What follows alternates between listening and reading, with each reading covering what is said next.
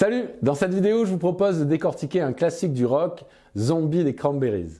Pour cela, je vais vous montrer successivement l'accompagnement, la mélodie du chant à la guitare et enfin un arrangement qui combine les deux. C'est parti! Les accords sont très simples. Attention toutefois au Ré basse Fa dièse que j'exécute avec le pouce. Vous pouvez évidemment, si c'est trop compliqué, le remplacer par un Ré majeur basique.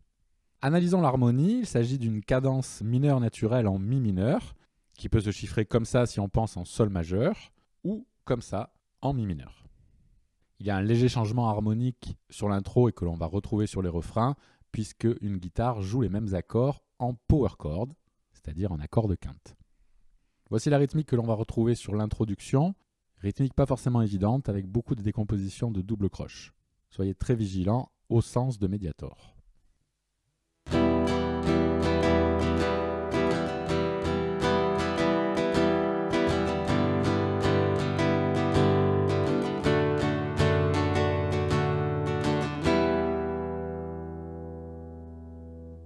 Voici la rythmique de la suite, qui est beaucoup plus simple, puisque là on va surtout jouer des croches vers le bas.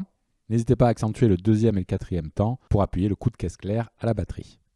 C'est ce qu'on appelle l'afterbeat.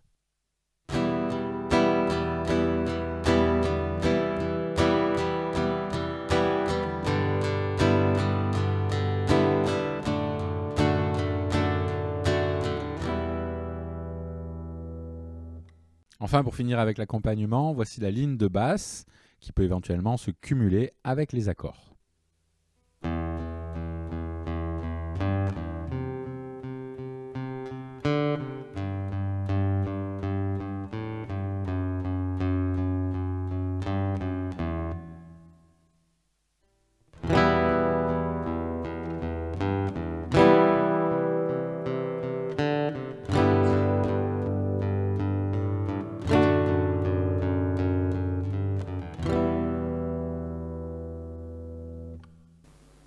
Passons maintenant à la mélodie du chant que je vous ai arrangée pour la guitare.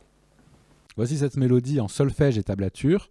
Pas de difficulté particulière, attention au rythme assez syncopé, mais pas de problème si vous connaissez bien la chanson. Voici ce que cela donne sur l'accompagnement.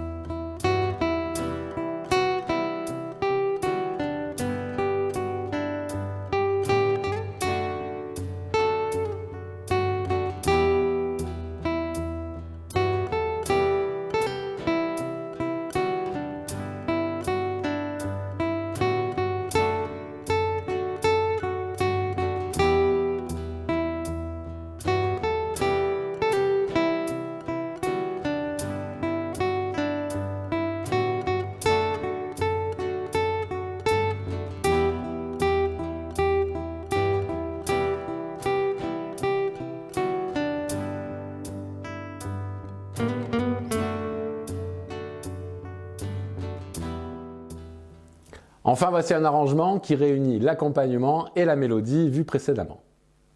Arrangement assez simple. Notez quelques changements de doigté par rapport à la mélodie de tout à l'heure pour pouvoir éviter soit les cordes à vide et gagner en vibrato, soit pour des raisons de doigté plus faciles. Personnellement, je rajoute une percussion réalisée au pouce sur le deuxième et quatrième temps de chaque mesure. C'est évidemment optionnel. Si vous n'y arrivez pas, vous pouvez ne pas la faire. Voilà ce que cela donne.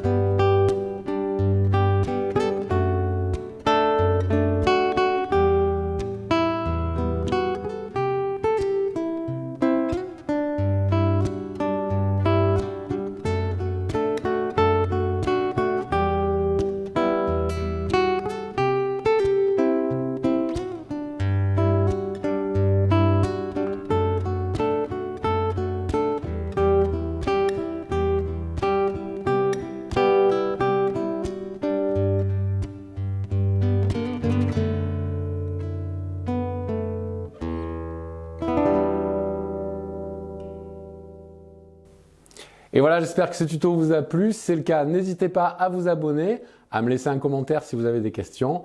Et on se voit dans une prochaine vidéo. Salut!